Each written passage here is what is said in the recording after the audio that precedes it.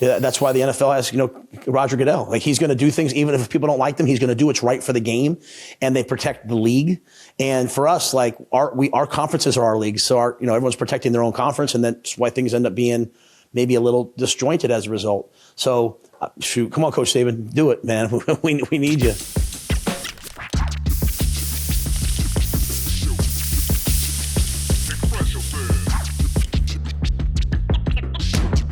Rules, baby. That's right. The playoff edition of House Rules bowl season. We're going bowling in Vegas. Ain't that right, Coach? It sure is, brother. It sure is. Vegas, baby. I love it, man. It's fun. That's going to be a blast. We'll get more on that in a bit, but come on, man. New Year's Eve, and it's us versus Utah. That's awesome. That's cool. First of all, I think it's going to be great for our fans, to be able to go New Year's Eve bowl, go to a great place like Las Vegas, all the attractions, all the things. I think we have a goal here. We want to set the bowl attendance record. Husker fans. I mean, whether we were in UCLA or Maryland, man, our fans show up. So to have this experience, and again, we're playing the number 15 team in the country. They're 10-2, dynamic offense, great defense. I mean, what a challenge. And so, I just got off the practice field.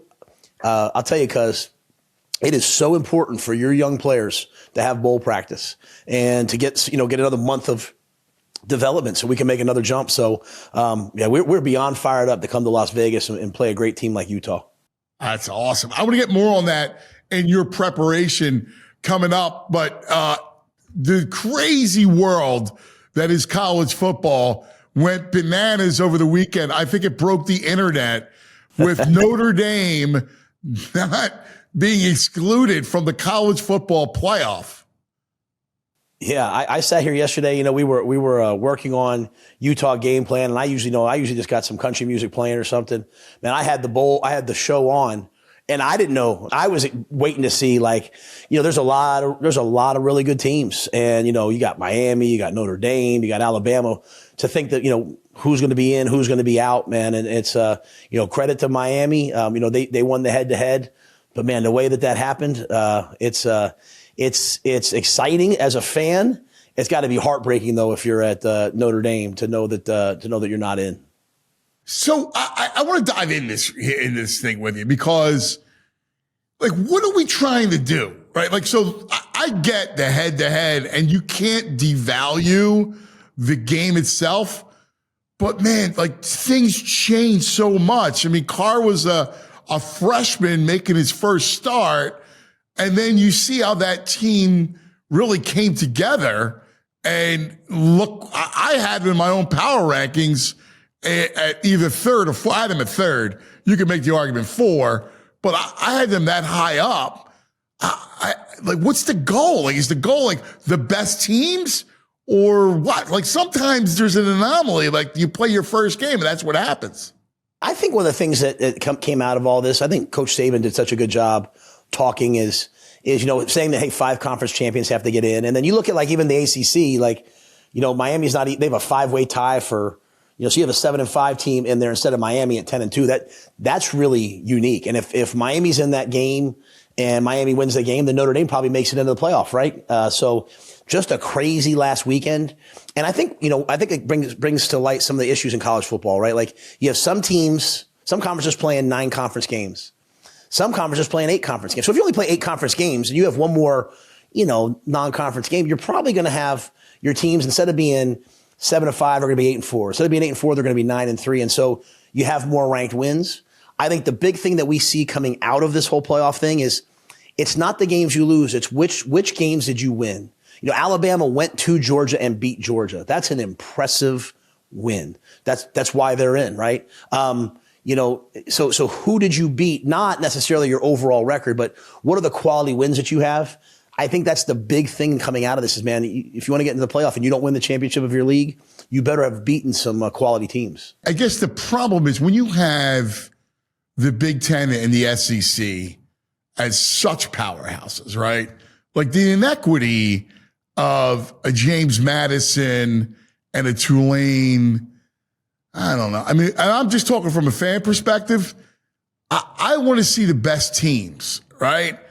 And, God bless James Madison. If you expand the field, I'm all right. But, I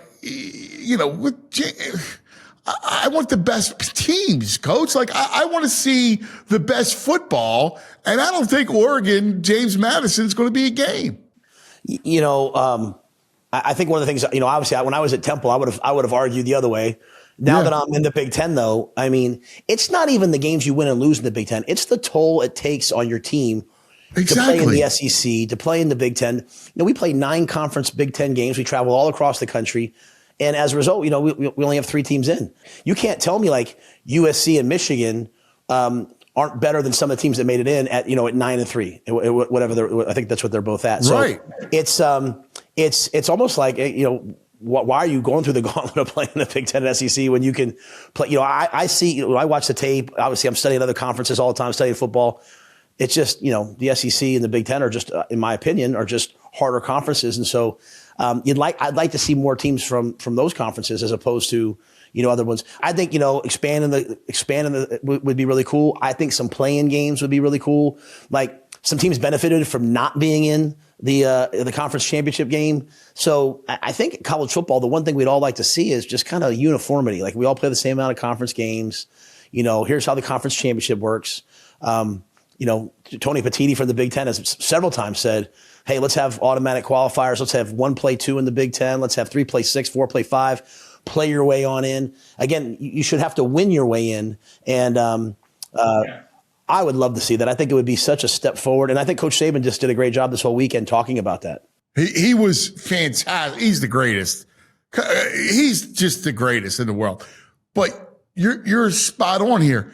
See, you can't have – it's why Alabama's in. Alabama looked terrible in that game, right? They got completely dismantled in that game. But – you can't penalize them for playing in a conference championship game, which goes back to your point. You can't play meaningless games. Ohio State, Indiana was a great football game, and both teams left on the field. But in reality, you didn't prove anything, right?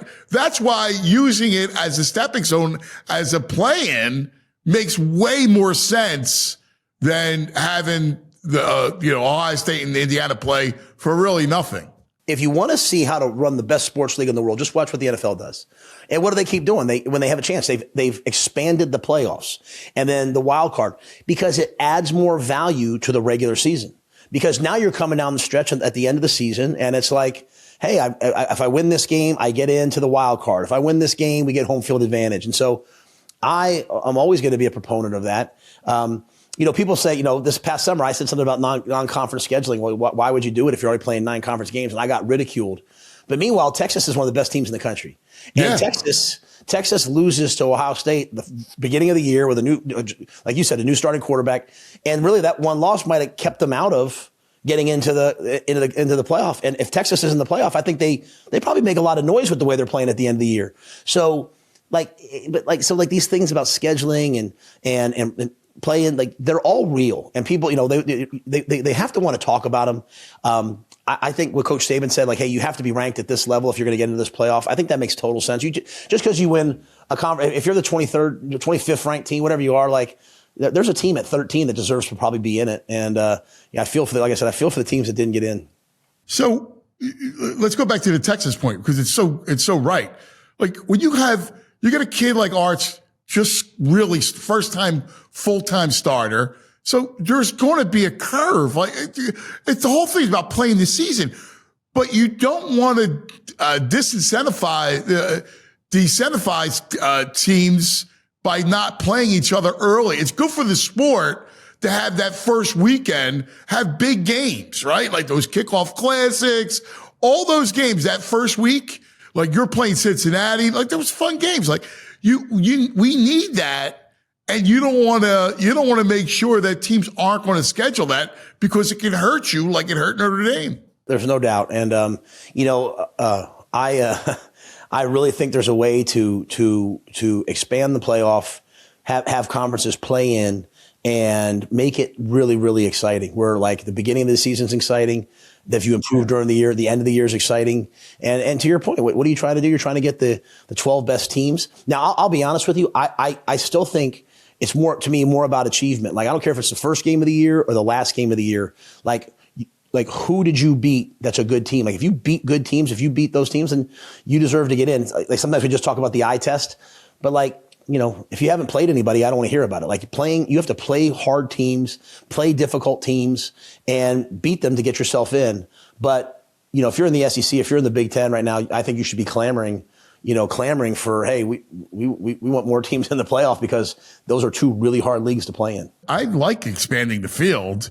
This way you don't de-incentivize teams from playing each other early. You can include the smaller schools because you want that element, even though football's different than basketball. It is in a huge way when it comes to the smaller programs. I don't know. I look at this whole thing and I think there's got to be a way to incorporate all the bowls and make this one big tournament. Is that possible? Well, just think about this. Think about if this past weekend, if the two highest ranked group of 5 teams from whatever conference that they're coming from, if the two highest ranked group of 5 teams would have played on championship weekend for the group of 5 championship, right? So whether they're coming from the Mountain West or the American or whatever the other leagues are, like, so you have a Big Ten championship game. If you have an SEC championship game, what if you also had a group of 5 championship game? What if those teams are playing and the winner of that now gets in? I mean, I think that would be really, really a cool idea. They added playing games in the NCAA tournament a couple years ago, and that's just another night of great basketball. So you have to understand, people, I'll get probably yelled at for this, but like, trying to play week after week in the SEC or in the Big Ten is going to take a toll on your team.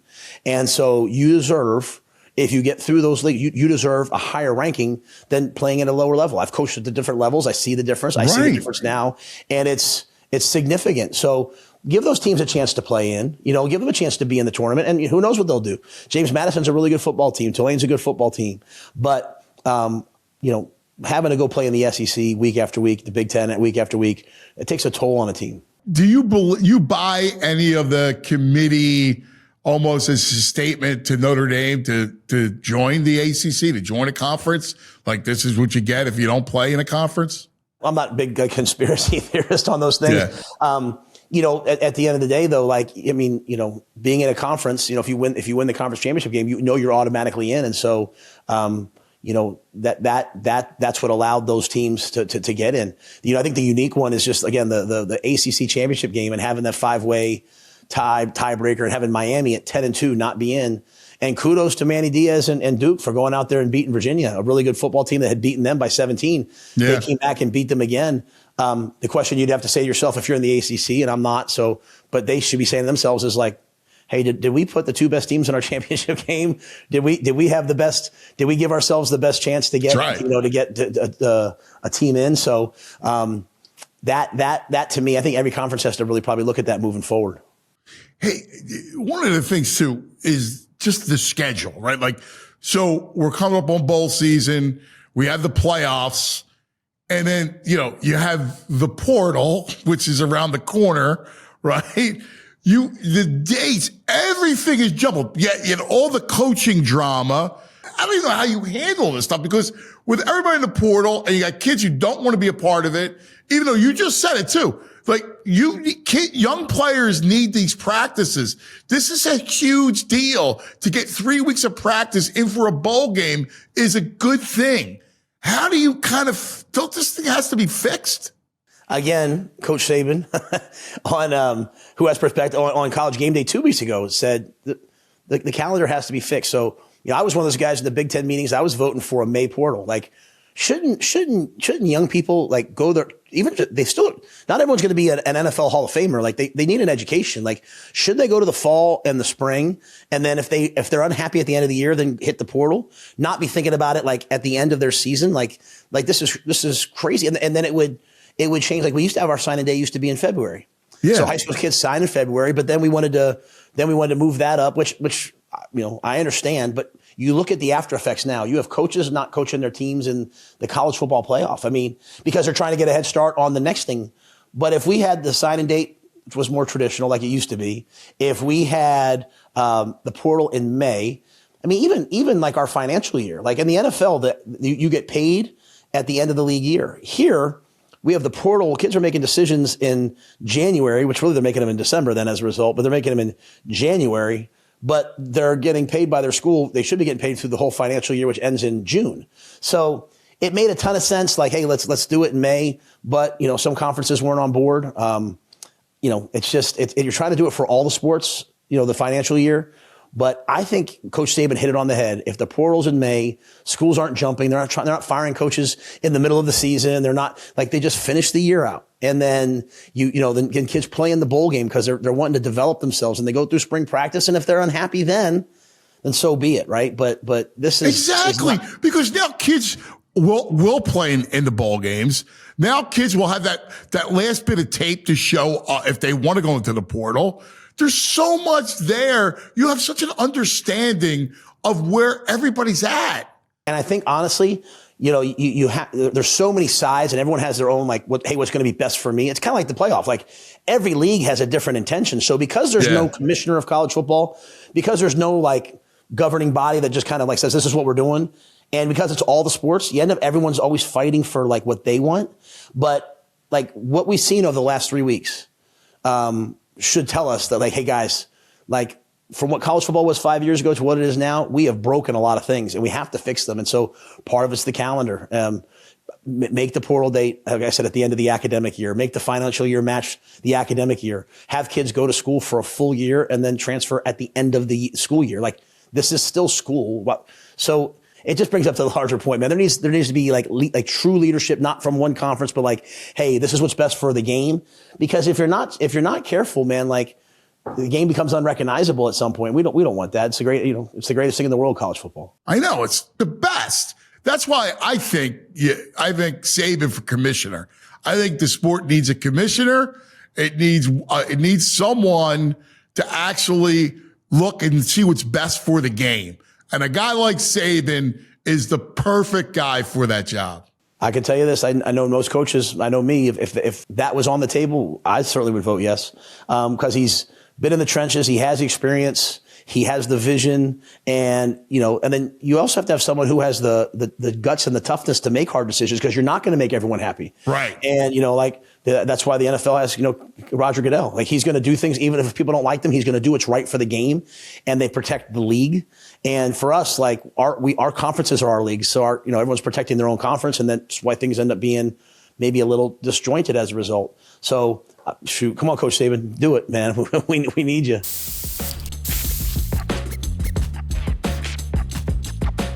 The holidays are upon us, and that means we're all on the hunt for the next great gift idea for our loved ones. That's why I want to give the sponsor of today's video, SeatGeek, a big shout out. With over 35 million downloads, SeatGeek is the #1 rated ticketing app. There are more than 70,000 events listed on SeatGeek, including concerts, sports events, festivals, and more. The NFL and college football are in full swing. The NBA is officially back, and right now you can get World Cup tickets on SeatGeek. I love using SeatGeek. To be honest with you, Zach Bryan's coming to town, Journey's coming to town, Burt Kreischer Wicked in Omaha. SeatGeek has your back. Each ticket is rated on a scale of 1 to 10, so you know you're getting a good deal. So look for the green dots. Green means good, red means bad. Plus, every ticket is backed by their buyer guarantee. And of course, we have a code for you guys. Use code RULE10 for 10% off your next set of tickets at SeatGeek. That's 10% off any tickets with promo code RULE10. Make sure you click the link in the description to download the app and have the code automatically added to your account so you can use it later. Thank you, SeatGeek.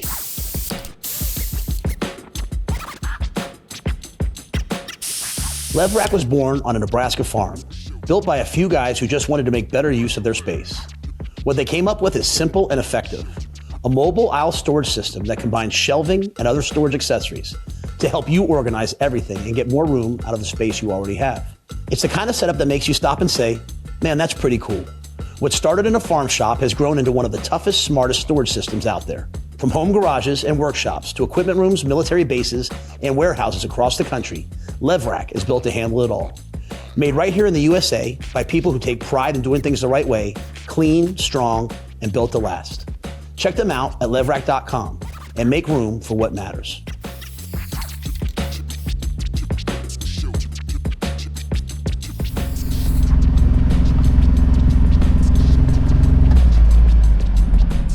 What's up, everybody? Welcome to another episode of Office Hours with my man, literally my favorite athlete I think on this campus, the one and only Sam Hoiberg.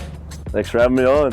So, just I asked you this off the record, but better shooter, Fred, Sam? I got to give it to Pops. I told you he led the league in three-point shooting percentages last year.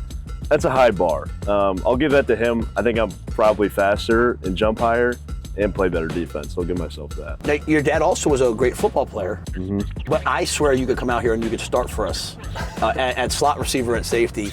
And any other sports you love growing up besides basketball? Yeah, well, I played football growing up. I was quarterback, running back, linebacker. Quit early because golf season was the same season as football in Illinois, and golf was my number one sport at that time. I'm a scratch golfer now. I did want to be a college golfer for a while. Gosh. So you're a scratch golfer. You're one of the best basketball players in the Big Ten. What can't you do? What sport can you not do? I'm pretty terrible at bowling. Really? Bowling, got like a 130 or something, probably in sixth grade with the bumpers on. Other than that, I'm terrible.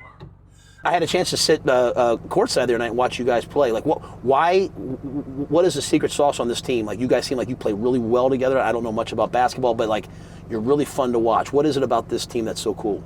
I mean, you look back a couple of years ago and we kind of changed the culture, turned this thing around. Our biggest thing was getting good guys that are going to buy in, and we have really good chemistry this year. All of us get along, and even the guys that maybe expected to have a bigger role that are playing on the bench a little bit more now, they're rooting us on. They're not being down all the time.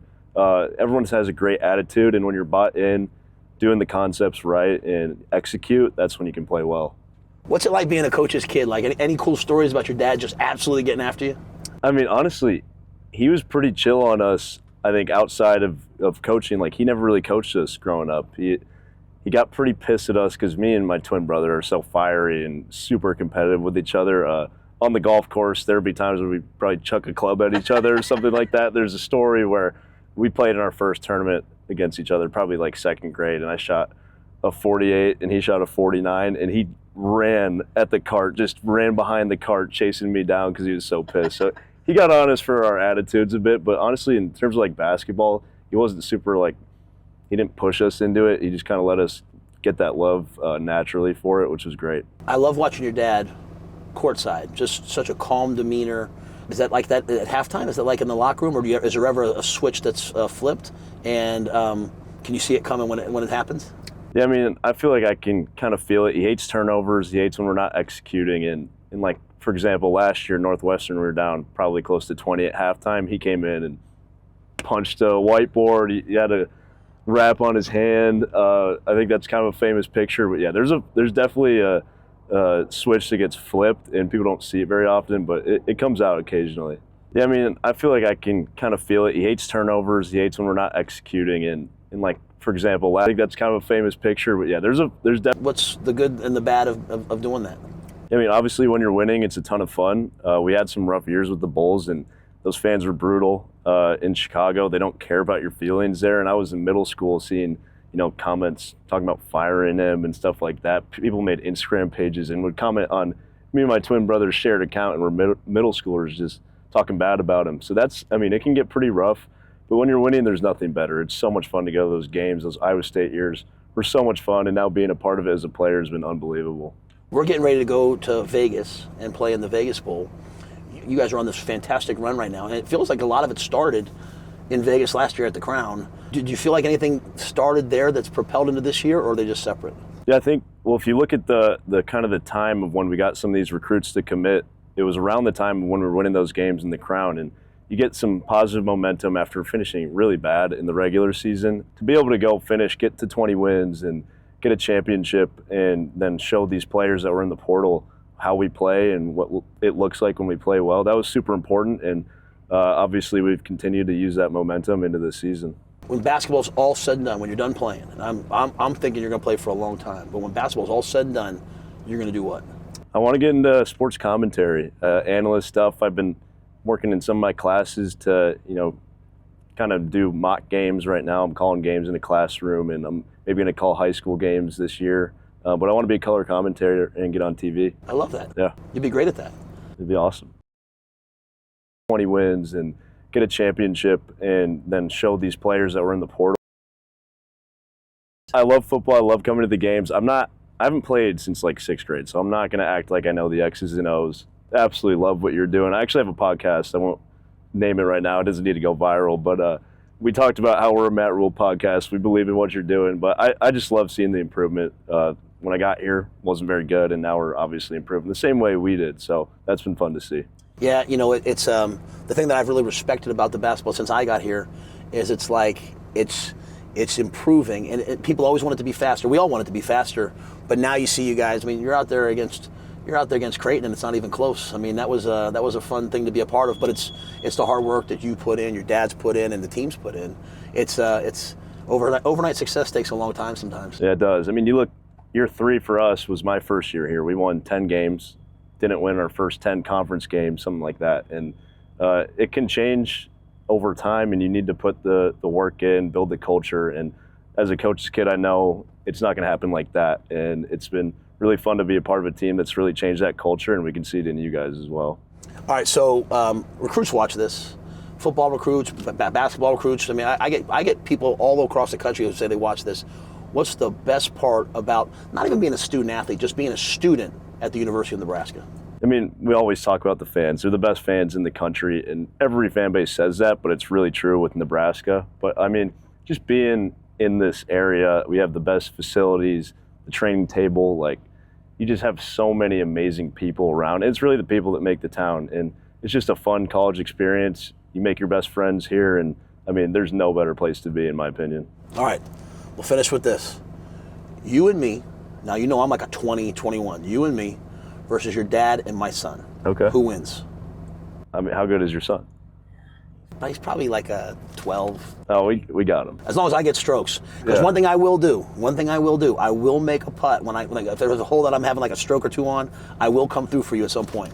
Listen, as long as I get a range session before, get a few rounds in, we're going to win that match, no question. You heard it here first. Maybe we'll do it for charity. Maybe we'll do it for the community, but we're going to do it. The Rules and Hoibergs, my money's on Sam.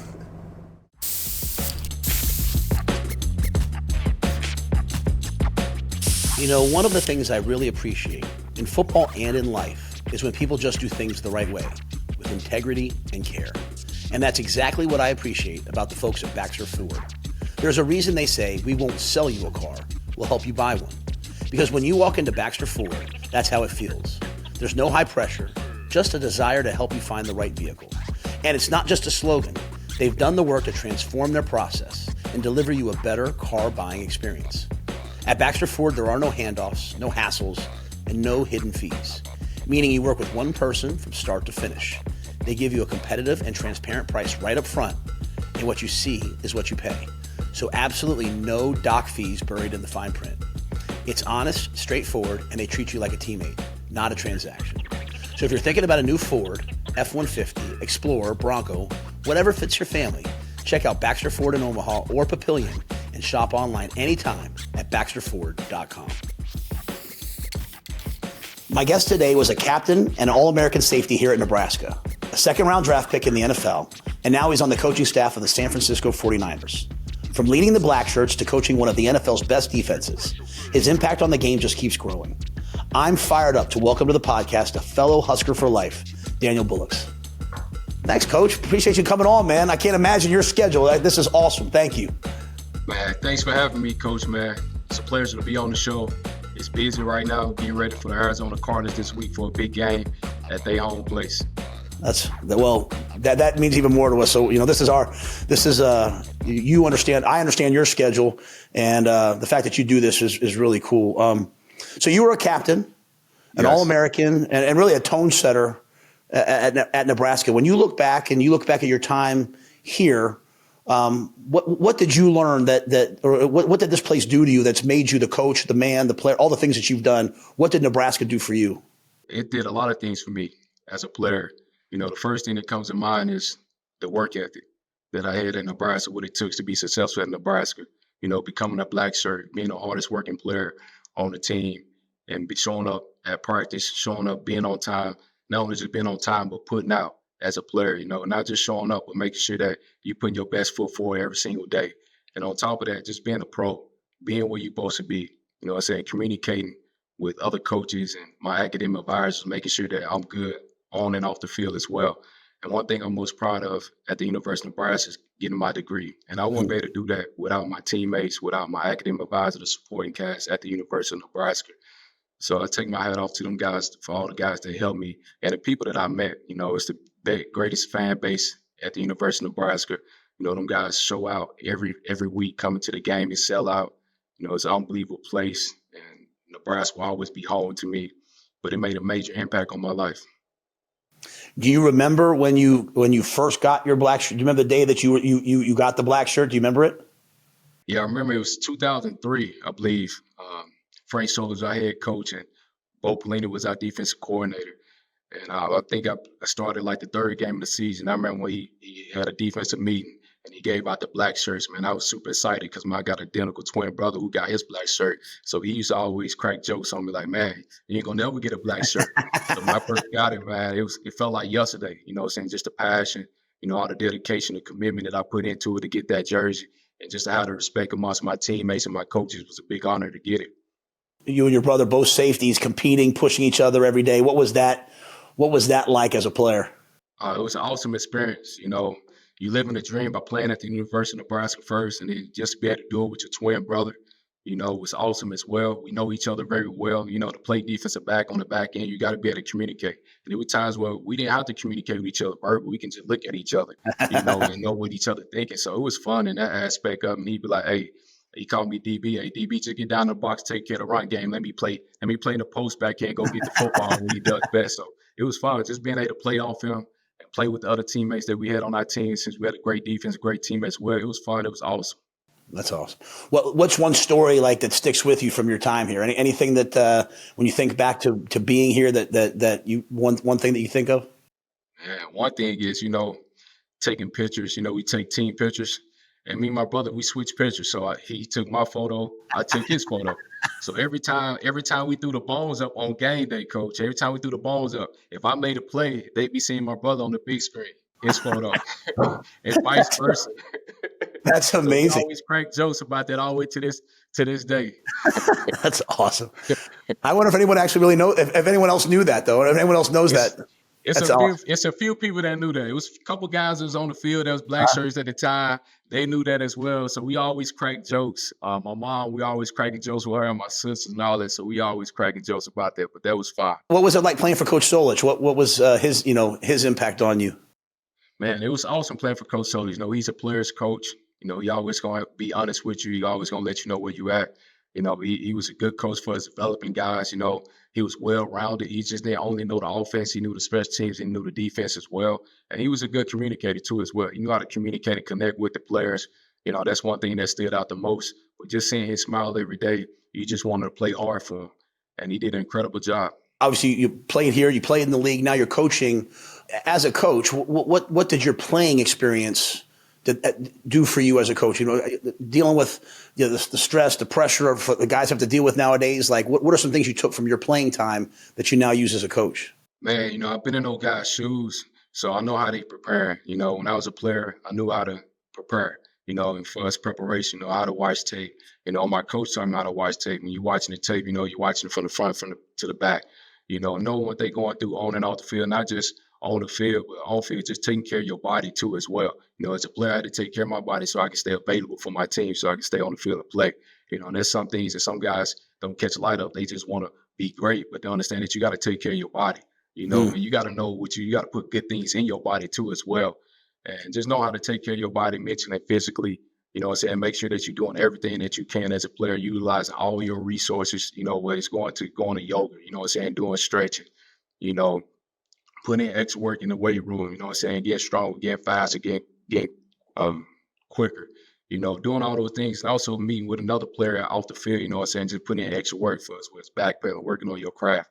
So for me, and also from a financial standpoint, you know, so I know a lot of guys, you guys got the NIL deal, financial advisors, you know what I'm saying, just advising guys in that situation, make sure they're making the right decision and make sure they're choosing their friends wisely as well. So for me to just know that I was in their shoes, it's easy for me to connect with those guys because I get able to tell my story to those guys because I know what they're going through. And also the relationship that I built them guys, I'm able to challenge them and demand more from them as a coach and a player too as well.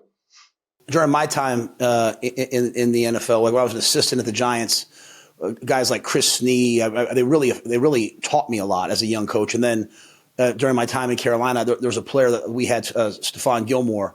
And Steph, like, for me, he forever changed my mind of what it meant to be a pro. Like, we played Atlanta. He had the game-winning interception. We get back to Charlotte. Everybody goes home, and he goes right to the facility to start getting himself ready for the next week. Are there any players that you've had that to you are like have impacted you as a coach or have helped you like the way Steph helped me? Man, Mark Warren, man, you know, he's one guy. He's defensive back coach for New York Giants. I was able to play with him with the Detroit Lions. And he taught me how to watch film. You know, I was going into my rookie year, actually my rookie year. And they brought him on the team. He'd been in the league for a while, for like 10 to 12 years as a safety. And I used to just watch tape. And I used to always just watch the pass plays. And he's like, hey, run that back. Let's watch the run game. You know what I'm saying? I said, all right. He said, how you look at the run game? And he said, you know, what type of run schemes that they run, you know, whether they zone scheme or, you know, a gap scheme team, whatnot, two back, one back. So he impacted my life in regards to that, how to watch teams. So he changed my perspective, how I studied tape as a player at that time. And also when I became a coach, you know what I'm saying, when I'm teaching in front of the room, you know, always starting with the run game, and then get to the pass game and what type of runs they run, whether two back or one back set. So he impacted my life in that area. You know, the San Francisco 49ers have had such a great defensive culture for years now. Like, what is it about the rooms that you guys are in? What is it about the locker room, the coaching staff that you guys continually, year after year, put out great defenses? Man, you know, I take my hat off to Kyle Shanahan, you know, and John Lynch. Those guys do a great job for us bringing in the right people. You know, we always talk about the culture, and it's the people that you hire, you know, whether it's on the coaching staff or whether it's a player that you're bringing in on your team. And it starts off with our evaluation of a player. You know, we want to make sure that that player, you know, represents our style of play. And we talking about representing our style of play. Kyle always talk about the silent tape, you know, and what is that silent tape? You know, and the silent tape is how desperate that kid playing on tape. You know, like, is he the hardest worker on the field? Is he getting to the ball faster than anybody? Is he playing violent? Is he playing desperate? You know, is he making plays? And then on top of that, from a character standpoint, what type of guy is this guy? You know, is he a good kid? Is he a leader? You know what I'm saying? Is he smart? We want to bring all those guys in our building, and we want to coach and teach them. So we feel like we can get all those guys, you know what I'm saying, to help us out and be great with our evaluation and stick to it. Then, you know, it will pay off. And you can see we're bringing in guys like George Kittle, drafting the 5th round, you know, who's going to bring a work ethic, who's a leader. You know, you look at Fred Warner, that were drafted in the 3rd round. Both of those guys are all pro players. And then when you look at, you go get Nick Bosa, you know, so that's bringing all those guys onto the team right there from a character standpoint, from a work ethic standpoint, from a leadership standpoint, and a style of play. You know, if you come here, you know the style that you got to play for us when you play for the 49ers and how you got to carry yourself and represent for the 49ers. So, and you get that at all 3 levels on defense. Fred Warner, linebacker, Nick Bosa at safety. And then when we had Talanoa Fonga, 5th round draft pick, who went all pro, then Javaris Ward, a corner too as well. So it kind of set the foundation for the rest of the team. You know, on offense, defense, special teams, we got guys at every level that represent our style of play. And our culture is easy for the next guy to come in, but we want to make sure that we're doing a thorough evaluation to make sure that we're getting the right guy on top of that. So it make our job a lot easier. I'm literally going to just steal what you just said and play at the next team meeting. That's the silent tape. That is amazing. But I love that because, you know, as I'm coaching this, you know, I'm coaching 16, 17, now 18, 19, 20, 21, 22-year-old young men. And it's like, hey, I made this play. It's on Instagram. And it's like, oh, you know, like, hey, let's talk about these other plays. You know, like we have receivers right now that I would tell you I'm proud of the way our receivers block. Like they go in there and they're hunting. And it's not a catch. It's not something that, you know, the stats show, but for what you just said, I mean, like that's what John Lynch is looking for. That's what Kyle Shanahan's looking for. That's what you're looking for, and that's how you have a great defense the way you guys have it. Absolutely. When you start talking about defensive back play, you know, and you're coaching rookies coming in, what areas do you find that college guys are coming in are deficient? Where do you have to work with them the most to get them to be, you know, pro ready? Man, mentally, you know, first of all, start out with fundamentals technique. You know what I'm saying? When I evaluate a kid, you know, I know what he does good, but I want to make sure I look at his weakness first. And I want to improve his weakness, and that weakness is where it's open field tackling, where it's man coverage, or where you playing off coverage, where you playing press coverage, or at tackling, if you're a guy that's going to leave his feet, how can we give him a better tackle play? I want to look at his weakness first. So once I know that, we come up with a plan, and we call it thing called get better. So when I evaluate a player, if they represent our style, they smart, they violent, and they can finish plays outside of their athleticism, their speed, and their size or whatnot. Once I bring them in, I give them a get better play, a get better to plan. So what they get better plan mean is, all right, these are things that you do good at. And, I may be good in zone coverage, as I'm a corner, so I may be good as a post safety in the deep middle of the field, or I may be good as a nickelback fitting the right guy. But here's some areas where you can improve on as a player that I see in your game where it may be open field tackling, it may be blitzing. So I'm going to give that kid that plan on top of that cut up. And then once he get here, we're going to work on those things every day. And I'm going to keep that player connected. We painted a vision, keep that player connected. And then we're going to make sure that we take the steps necessary to make sure he become a better player. But the biggest thing I'm saying for college guys coming into the NFL as the game is mental. Once you teach the kid fundamentals and technique, all right, from an offensive standpoint, how offense is attacking us. Once you become a fundamental technician, you got your techniques down. All right, how offense attacking our defense. How they attacking your specific techniques. What routes are they running? What run plays are they running? If I'm a corner and they line up with a stack and they got a back out set, or it's in dot, like I'm getting ready for crack toss, just trying to get them anticipate, make more plays, and play fast at a faster rate. That's fascinating. How do you so as part of that, you talked about the get better plan. You talked about it mentally. Like how do you build that accountability and trust within the room? Once you have a bunch of guys, they all can make plays. How do you maintain that? Well, it's just about being consistent. For the most part, just being consistent with the little things, and it's a process with it. So every snap, we call it eat the cake. And what the cake means is cake. The C in the cake stands for get the call. And then the A in cake stands get a line. The K stands for read your keys, and then E, execute. So at the end of the day, no matter what we call on defense, you got to eat the cake. So if you eat the cake and go through that every snap, your chance is going to be successful. On top of you executing your technique. Now, the thing is, outside of that, how can we talk about offensive play? For us, fitting the pass game or fitting the right game. And then we grade them every snap. We grade them every snap and hold them accountable to that. Whether it's at practice, whether it's walkthroughs, we record everything. Everything is getting evaluated. So everything is getting graded. So after we come off the practice field, where it's walkthrough, we went through a walkthrough for us fitting the run game first, second down, or fitting the pass game first, second down, or third down, going through a third down. We evaluate everything. And every player will get a grade. And when he come in, we watch tape, we evaluate it, and then I'll show that kid his grade. And this is what he did good, this is what he did bad at. And we keep him connected to that and hold him accountable every single time. So once you hit one individual, we hit the next individual. So by the time the whole week is over, I didn't hit every individual throughout the whole week, and they understand how they got better, what things they need to get improved on, and things that they are doing good at. And we keep them connected that way. And not only from a position coach, it can be my assistant coach too as well, and also the defensive coordinator holding these guys accountable. What do you think most people don't realize about coaching NFL players? Like, what are some misconceptions? You think people think? I think it's easy because you got the best player in the world to coach. It's not, that ain't always the case. That kid still got to be great with his fundamentals and his technique. Mm-hmm. You still got to be able to play the position. At that point, like guys think you can go get Nick Bosa, and yeah, it's easy to coach Nick Bosa. Well, from a technique standpoint, how can he rush the passer better? What techniques he can use or what techniques he can add to his repertoire to win at a higher rate, whereas foreigner, we drafted Jalen Ramsey in the fifth overall pick in Jacksonville Jaguars when I was with him.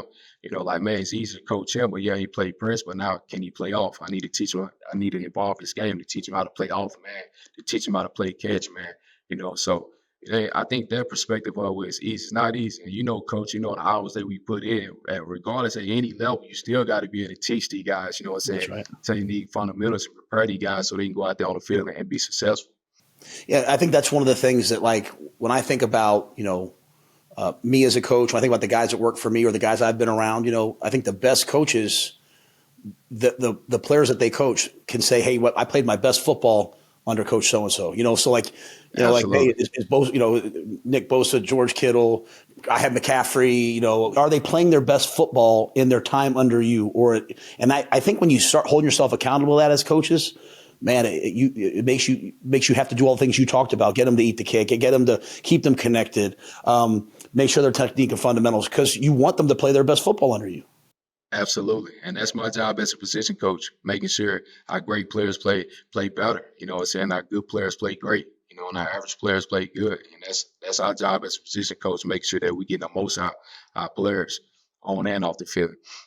So obviously you've been around a lot of great coaches. You've worked with Kyle Shanahan, you worked with Robert Saleh, D'Amico Ryans, going all the way back to Coach Solich, Coach Pelini. What are some things that you've noticed that you've learned from those guys that makes them so successful? It's 4 things that pop off, and the first thing is all those guys are great teachers. To be a coach in this game, you got to be great teachers, in the classroom and on the field. You got to be able to do it both. And then secondly, be able to communicate. You got to be able to communicate and connect with your players, not only your players, but your staff, and make sure everybody on the same page. And then 3, you got to be able to develop talent. Where if you got a certain scheme where you can develop players in your scheme or at your position. And that's 3 things that I see out of all those coaches. Kyle, what he didn't do with his career, Robert Saleh the same way, D'Amico Ryans. That's one thing I know all 3 of those things they had in common. On top of being a leader of men as well and having a strong work ethic. Them guys was always first in the building, last one to leave. They always put in that work, and they was a leader of men. I've got 130, I think, players, and they all want to go play in the National Football League. Regardless of the position, what advice would you give them? They're sitting in the same seats that you sat in and want to have the same career path you have. What advice would you give them when they're 18, 19, 20 to be able to accomplish what you've accomplished? First, listen to your coaches, because the coaches in your best, they have your interests at best. Listen to them and tell your coach and be coachable. For one, be coachable. And then that silent tape, you got to play desperate. I love that. You got to play desperate. You got to play like your life depends on getting to the ball. When we turn on that tape, you got to be the fast. If you 4'7", you got to be like the fastest guy running to the football. It got to mean something to you. Because those are guys that we want to coach and teach. And if you're doing that, we know that you care. And we know that's your why. And on top of that, high character. We want guys that are high character guys. Guys that we can trust on and off the field. Who's all about ball. Who's a leader. Who's going to show up and put out, at the biggest thing. So that'd be my advice to those guys, make sure they listen to their coach, take their advice, be coachable. And then let that silent tape speak for itself.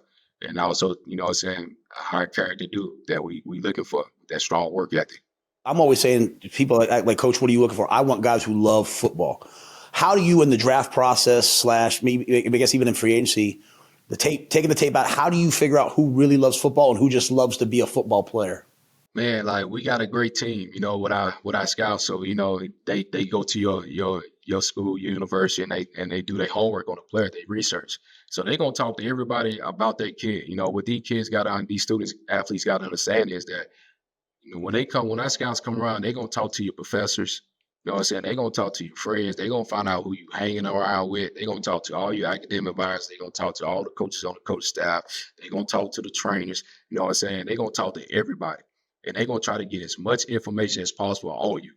So by them being able to get all the information by them talking to every person that you come in contact with, they'll know whether you like football or not. That's the easiest way. Because they're going to be like, yeah, this kid like football, or this kid love football, this kid just like what football brings to them. That's right. What I'm saying? So when they bring it to our table, it's like, man, yeah, this kid right here, he loves football. So when you talk to the strength coach, you can tell if a kid in the strength room, he shows up every day. He's in there early. He the last one to leave. He put in that extra work. Or a scout come in, a kid out there working on his strong motion. We're not a kid out there working on his back pedal. We see all that and everything is on tape. So they're going to ask all those questions. But for me, when I get a chance to talk to the kid, what I assume with him or bring him in, I can tell just by the passion he talk with when he talk about football. You can tell, you can hear it in his voice, how he talk about football. And I put him on the board and see what he know. I'll put the click in his hand and let him, watch tape and just explain to me the defense, what they running. you know, and what coverage they run and how you fit it, you know, from that standpoint. So it's different ways that we go about it, but we do a great job with our staff for us collaborating, getting all the information that we can on these guys. And you're right, that's the first thing we want guys that love football. And if you take the tape out of it, like if you're talking to a guy, like you should feel when he's talking football, you should be able to feel him. You know, whether you're on Zoom or through the phone, like you should feel it. You should feel that passion, that fire. What do you think the evolution of defensive football is in the National Football League moving forward? You see offenses, right? Like they look more and more like Saturday offenses sometimes, you know. You see RPOs, you see quarterbacks running. What's the next steps defensively? Man, you know, like everybody doing the spread offense, you know, you got to be able to defend RPOs and all that, you know what I'm saying? And it's been in the league for a little bit, for a while, you know, and we understand that you got to make sure you have a scheme that can adapt and evolve and defend all those things. And which we feel like we have one of the best defensive schemes in football that is adjustable. We can go 3 down, we can go 4 down, we can go 5 down. We can adjust our coverage based off what we see, or from a pressure standpoint, if we attacking, you know, say protection or whatnot. But I think the biggest thing is just the rules of the game. It's an offensive favor. You know, you can't tackle like you used to. So you got to have a tackling plan, and you got to make sure you get that. Make sure you're keeping guys safe. You know what I'm saying? Make sure guys lower their target. You know what I'm saying, on the strike zone or whatnot to save money in pockets and all of them for player safety too as well. You know, and just understanding the rules. But as football can always evolve. As the game is getting better and making it safer on our end. But as your scheme, you got to be able to evolve too along with it each and every year, and make sure you do a self-evaluation at the end of the year. You know, see what areas you need to get better at to improve your scheme. You know, you see it. I see it a lot right now in college football. You see like a ball thrown in the flat and a guy comes up and knifes his knees, and it's something that used to be like a dirty play. But, you know, as they've lowered the target, like you don't see many people tackling high in college football anymore. I mean, everybody's diving it. Like we literally, like we're throwing stuff at our guys' legs, getting them, running backs, you know, getting them to jump out the way, because that has really impacted tackling. And tackling's not very good right now, I don't think. Man, and that's one thing we emphasize here on the defense side of the ball. Like the first thing you got to be able to do, you got to be able to tackle. And tackle starts with a mindset. Like you gotta have the desire to want to tackle. And that's gonna be your biggest stat. You know what I'm saying? Whether you D-line, whether you a linebacker, safety, or corner, like your biggest stat is gonna be tackling. So we're gonna emphasize tackling. You're gonna have a tackle plan where we call different types of tackle, where it's a niner tackle, you know what I'm saying, eyes through the thighs, niner roll, or it's a knife tackle like you talk about, you know what I'm saying, we aiming for the thigh, outside thigh board or whatnot. Or, you know what I'm saying, we wrap squeeze drive for 5 for a niner drive tackle or whatnot. But we're gonna make sure we give these guys a plan. Cause like you said, they throw the ball to the kill zone, which is 5 yards from the ball. We gotta kill it. But how I'm gonna kill it though? I gotta make sure that I'm fundamental technique sound to be able to get that guy down every single snap, so I can play fast and I can play as violent as possible with no hesitation, and have confidence that I can get this guy down by understanding my angle, my leverage, and what I'm doing on contact. You hear a lot of pro coaches talk about what, you know, the changes, you know, CBA, the changes in amount of times you can tackle and hit in training camp, and, you know, obviously the changes in the off season. Is it hard to teach guys to tackle, or give them a good tackle plan and get them to improve, or does it just change the way you have to do it? I think you just have to change the way you have to do it, because you're understanding, for example, just lowering your strike zone, your target zone. Like you can't hit a guy above the neck, obviously, you know what I'm saying, but we aim at, you know what I'm saying, below the neck, above the knees, you know what I'm saying, from that standpoint. But I think every rep is a tackling rep. You know what I'm saying? When you at football, you on the field, where you in Indy, you know what I'm saying, or where you in a team setting, or it's 7-on-7, like every rep is a tackling rep. I might not necessarily go to the ground, but my angle to the ball, whether I'm inside out, I'm sprinting to the near hip, staying inside out, or I may be outside in on the ball. You know what I'm saying? My approach to the ball is going to be the same. You know what I'm saying? On contact, whether I may be running my feet on contact, we got full pads on, we tagging to the ground, or I'm just tagging off where I'm bending my knees, dropping my butt, tagging them off. You know what I'm saying? Going near foot, near shoulder. I'm still able to work the angles of it, you know what I'm saying, the tracking of it, you know what I'm saying, also the contact part of it, but not necessarily taking to the ground. So I think every rep is still a tackling rep, whether you're taking a guy to the ground or not. You need to come back here and hang out with us in your off season. But we need to talk football, man. I'm serious. I'm talking football, man. Let's do it. It's great to hear. I love the accountability that you take. Like, hey, you know what? Like, we can talk about the hour. You know, like you hear college coaches now, everything's changed. But like, all right, we'll go win. You'll figure it out. Let's take advantage. Whatever the rules are, let's figure it out. Let's win, man. We can do it in the hallway. Like, you know, like No doubt. Hey, So, every so drill is takeaway drill. Like we doing the that's hard way right. with spinal hook, tips and overthrows. Like That's right. Let's punch the ball out to get people on the ground. I love that. every room we got a ball on the wall. Just you knocking it out. I go home with my daughters. I got 4 daughters and a beautiful wife. They knocking out ball. That balls. I love. Well, so you mentioned your family, like whether it's your family, whether it's the people you've coached, the people who coach you, your teammates. When people look back on your career as both a player, now coach, and as a man, what do you want them to say about you? And that I'm a hard worker. I'm a leader. A guy that they can count on and they can trust. As a coach, I know they say I'm a good teacher. I'm a good communicator, and I develop players.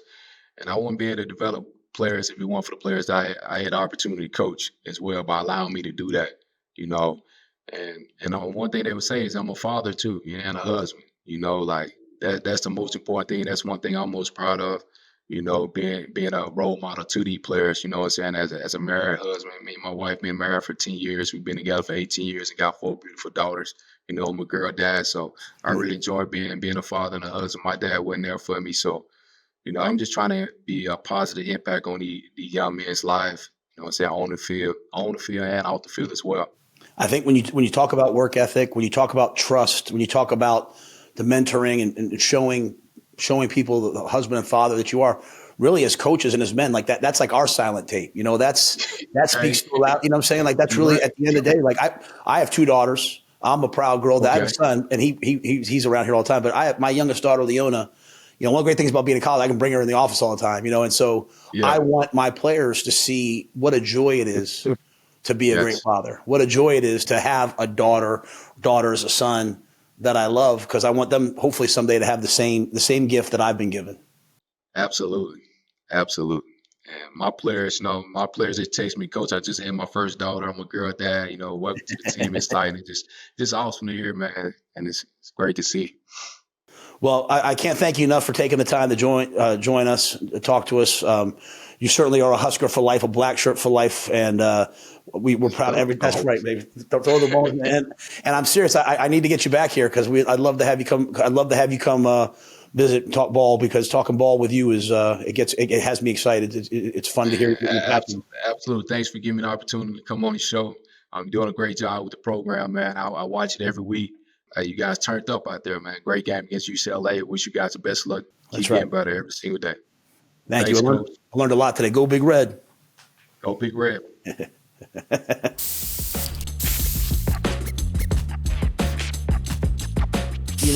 One thing I've learned since coming to Nebraska is that it's a place built on hard work, pride, and people who take care of their own. That's why I'm proud to tell you about our friends at Acres Equipment. Acres has been an incredible partner for Husker Athletics and the University of Nebraska. When we talk about doing things with integrity, showing up every day and being consistent, Acres reflects those same values. They've supported our student athletes, our facilities, and our mission to represent this state the right way. If you're from around here, you already know Acres is the real deal. They're the largest John Deere dealership in Nebraska, and they've got equipment for whatever you need. Mowers, gators, big tractors, combine harvesters, everything. They sell it, they service it, and they stand behind it. I love that these are Nebraska people serving Nebraska people. They understand the work, the seasons, the challenges, and the pride that goes into everything you do. And just like our team, they're committed to showing up every single day and getting better. Visit your local Acres Equipment store or go online to acres.com to learn more. They've been a tremendous partner for us and for the entire state of Nebraska.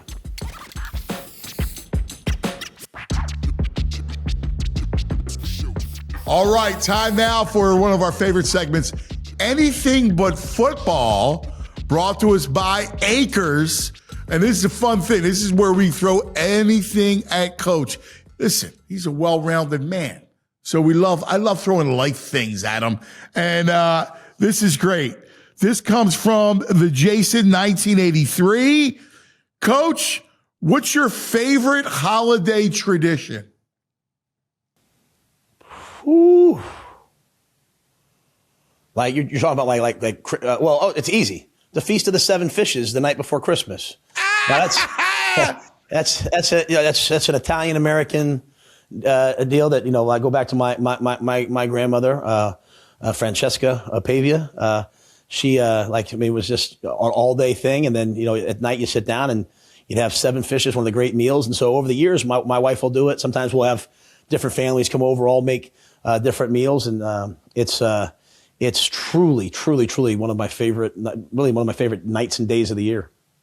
It's funny. It's mine too. So I do the cooking in my house. Oh. So I go to Ippolito's. Are you calling me out right now, bro? Are you calling me out? I think you're calling. Julie's not letting me get anywhere near the kitchen, bro. Not a chance. I want to go head to head with Jules. I want to go to Julie and go, here you go. I do my crabs and spaghetti. So I get the crabs. That's a Philadelphia thing. Yeah, that's fantastic. Right? I let it sit. I make a red sauce and I let it on a low heat simmer for about 36 hours. And then you serve that with pasta, and it's one of the great dishes that people like. And I do all the stuff, calamari, smelts. Yep, smelts. Bacala. Bacala. I remember as a kid being like, do I, Grandma, Nani, do I have to eat this one? Yeah, exactly. Yes, eat it. Shut up and eat it. Exactly. That's what my kids go, Daddy, I'm not eating that. I also love, I'm one of those guys, like, I like the Christmas lights up early, like we talked about a couple weeks ago, but like we do, like Julie has one tree, like, like decorated, like really nice. And then we have one that's like the family tree, so it's got like the stuff that we've collected over the years and we all take turns putting it up. I love being a part of, decorating the tree. They're always like, when can Dad do this? When can Dad do this? And there's a night I can come home, and that was a lot of fun. Isn't it great? You put the Christmas music on, or you put we watched it. Well, I always would put the cartoons on, yep. the famous, the yep. Peanuts, the Heat Miser. The kids roll their eyes. I love it. I put it on. And some of the movies aren't my favorites, but like I love with my 2 girls watching like just Christmas movies, man. It's like, like we watched Elf the other day, and they love Elf. I'm more of like an old school, like, Miracle on 34th Street. I sat there, watched Elf the other day, just roared laughing, like just how great like this time of year is. One of the cool things about our bowl game is we're going to leave the day after Christmas. So like me, my wife, my kids, our players, we'll all get Christmas morning at home before we start, mobilizing, which is cool. Speaking of which, let's go into the look ahead. And the look ahead is the Las Vegas Bowl. It is a great tradition. Can I tell you? Capital One Bowl season. I love it. Just football in the afternoon on a weekday is the greatest thing in the world. There's no doubt. And I'll watch every single game I can watch. And for us, like last year, we had the cool experience of going to New York, the Pinstripe Bowl. First time, Nebraska has been to a bowl in a while. But that was a great, great experience. Obviously for me being a New Yorker, but like to have a chance to go to Vegas. I mean, we're playing in Allegiant Stadium. Just all the Husker fans, either they're from Nebraska, but like, one thing my AD said that makes a ton of sense is a lot of times people live somewhere, they're a fan of, like Nebraska or whatever, then they move away and they kind of become a fan of whatever team's there. Nebraska fans, I don't care where they move to, they're going to be Go Big Red Husker fans. And so to be able to have all of Big Red Nation descend on Vegas and all the cool things we'll be able to do there, like, I was in Las Vegas earlier this year to see Bud Crawford fight in Allegiant Stadium, and walked out and every person I saw was a Husker fan. Well, for us to be able to come in and again, playing a great team like Utah, I think it's going to be so much fun. It's going to be red. It's going to be amazing because you're right. It's such a great destination, and it's a great excuse for during the holidays. Hey, let's go to Vegas a couple days. Let's see our team, the school that we love, and it's going to be packed. It's actually perfect. I'm thrilled by it. I'm thrilled for you. It's funny. I always gauge things based upon like my family and friends, right? Like, I have everyone I know is like they're already planning it. Like, hey, we're coming out. We're going to go to the game. It's a noon game. Then you have you have New Year's Eve. You have New Year's Eve in Las Vegas. Like, what an amazing place to be. Whether you go home the first, the second, or stay a couple days. So I can just already tell by how many of my friends from all over the country, family members, want to get out there. It's just going to be awesome. A great football game. Go support your team. and then you get New Year's Eve. I mean, it's kind of a cool deal. Perfect. It's perfect. And listen, let's not lose the fact that it's another bowl game. It's 2 years in a row now. That's a big deal. It's a statement. Building. That's what you're doing. We started the year off knowing that we had the youngest team in the Big Ten. And we did a lot of good things throughout the year. And then the last 2 games of the year were just unacceptable. And, that falls on me. And so, if I had to wait till next year, I'd be pretty upset. We're still pretty mad in this building, but we know we have another game. And it's versus a great team. And so, what an opportunity for us to go out there and get better as a football program. We know the things that we've put in place. We know the things that we're building. We are proud of the infrastructure that we have. We're proud of the young guys we have on this team and where they're going to. What a great way to finish 1 year out. Try to make amends for how the season ended. And at the same time, start getting ready for next year. And so, like I said, I'm excited. I'm grateful for the chance to play one more game. And again, I was just out there on the practice field for 2 hours. You got redshirt freshmen and sophomores and redshirt sophomores out there. If we weren't in a bowl game, what would they be doing right now? Just going to class and kind of hanging out playing video games. And now they're out there practicing, getting coached a couple more days. So it's vital. It's vital for what we're trying to get done. Well, that's it. Another episode in the can. Please remember to like, share, or subscribe on YouTube or wherever you get your podcasts. And please follow @HouseRules on socials. Until next time.